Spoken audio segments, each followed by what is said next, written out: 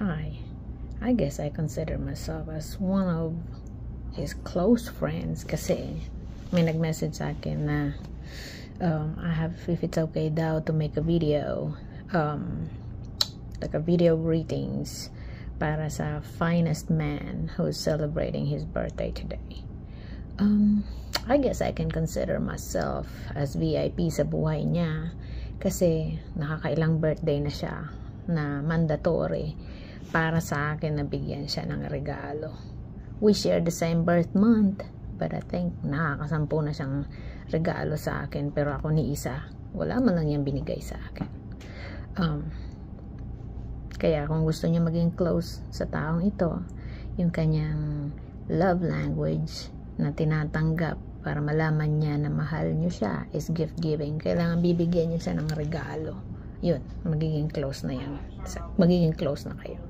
But anyway, for those who didn't know me, my name is Sarah. I'm his sister in sorority fraternity Alpha Phi Omega. We graduated from the same university, pero mas matanda siya sa akin.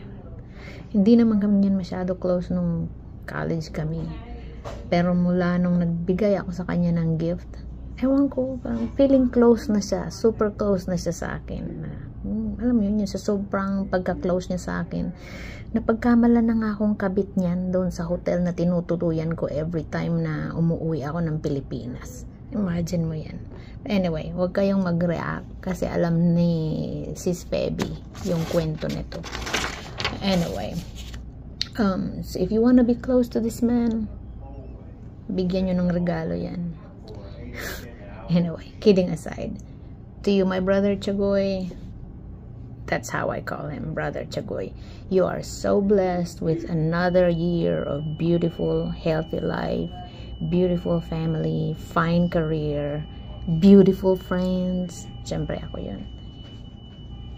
I don't want to say, no. I want to say happy birthday to you. You indeed have to celebrate every moment of either second of your life, and I wish you the bestest health for many years to come. Di baling sakto lang yung pera, basta malusog ka. Happy birthday, brother. We love you. May we always be.